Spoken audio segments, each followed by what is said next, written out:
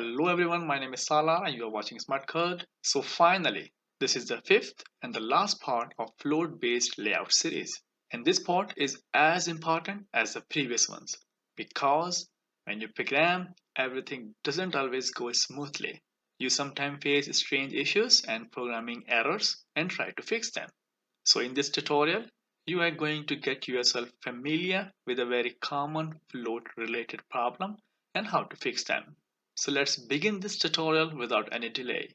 Right, so we are going to discuss three most common problems and here is the outline. Problem number one that we will look into is how to remove float wrapping effect from any other tag. Problem number two is how to prevent floated elements sticking out of non-floated container. And the problem number three is how to avoid float drop, right? So let's check them out one by one. So problem number one, how to remove float wrapping effect from any other tag. Now the question is, when do we need to remove float wrapping effect? Let me show you an example where you actually don't need float wrapping effect. Let's take a look at the layout on the screen. This layout we developed in the 4 part and floated every column. Now in this layout, I need a footer with some copyright, contact and other details. So as soon as I add the footer in the layout, it moves around the floated elements. And now you already know the reason why this is happening. So in order to fix this problem and keep our footer separate at the bottom, we need to remove wrapping around effect from the footer. And for that, CSS gives us a property which is called clear. So clear property takes three values, left, right, and both. Left means you don't need any surrounding effect or wrapping effect to the left side. And right means no surrounding effect to the right side. And both means you clear surrounding effect on both left and right side. Now for footers and other items that need to appear at the bottom of the page, you can use clear both to keep them separated. So let's apply clear both to the footer that we have in our layout and fix the problem. So here is our footer in the HTML and we will target this footer in CSS and then we'll apply clear both.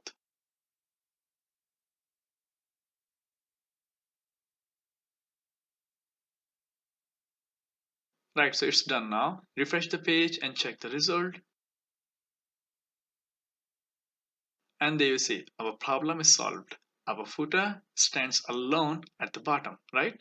So this is how you will program when you want to free any element from surrounding effect. So let's now move on to the second problem. Second problem is how to prevent floated elements sticking out of non-floated container. It's a very common problem. When you try to float elements inside the non-floated container, they stick out and break the container's boundary. And you can easily figure it out if you have applied border or background color to the container. So let's jump into the code. I have developed a scenario so that you can get a better understanding of the problem. So in the code, you can see I have a div container with a class named tips wrapper. And inside the container, I have two more divs and both the divs have their own classes, tips1 left and tips2 right.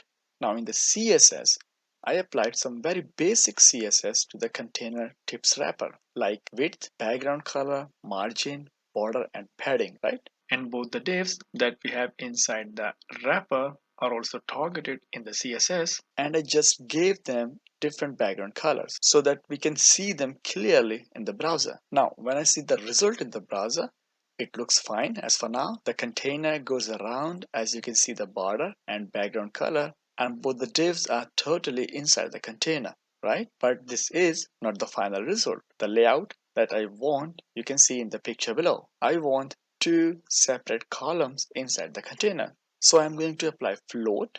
I will float tips1 left to the left and tips2 right to the right.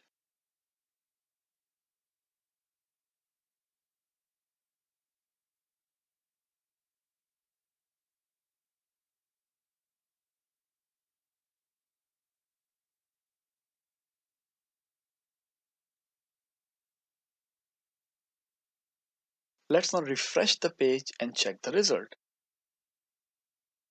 And here you see, to to my surprise, the result is weird. I expected a result that you see at the bottom of your screen, but I'm not getting it. What do you see here is container did not expand, and as a result, floated element ran out of the container. So now you have better idea of problem number 2, and we face it frequently while working with the float. It only happens when the container is a non-floated element. That means this problem won't bother you if the container is also floated together with the elements inside.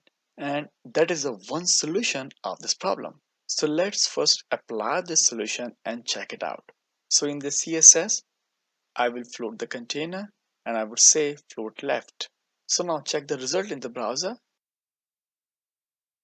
and there you see the problem is solved. The container expanded itself and the floated columns are now inside the container, right? But this solution might not always be your priority because it changes the layout. As you may have noticed, the container shifted itself to the left from the center of the page, and I don't want this shift. So we need other solutions to fix that problem without any change in the layout.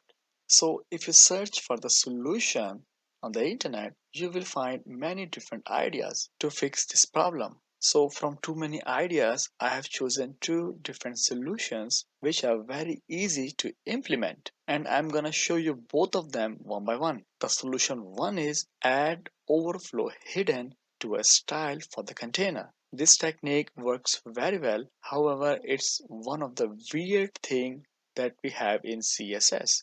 If you are familiar with overflow hidden, then you know hidden is used to hide the overflow. But here, this property doesn't hide the overflow.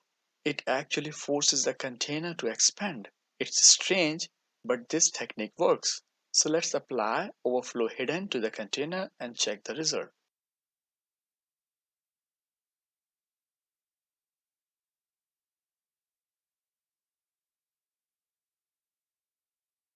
And here you see, technique worked, right? So applying overflow hidden is one solution, but there is another straightforward solution to this problem. The solution is we add an extra tag right before the closing container tag and then apply clear property. This technique also forces the container to expand. So let's see how do we apply this solution. So here's the container closing tag, and right before the closing tag, we will add an extra tag. Like you can add a break line or horizontal line tag. And in the CSS, we will target this extra tag and apply clear both. Let's now check the result in the browser.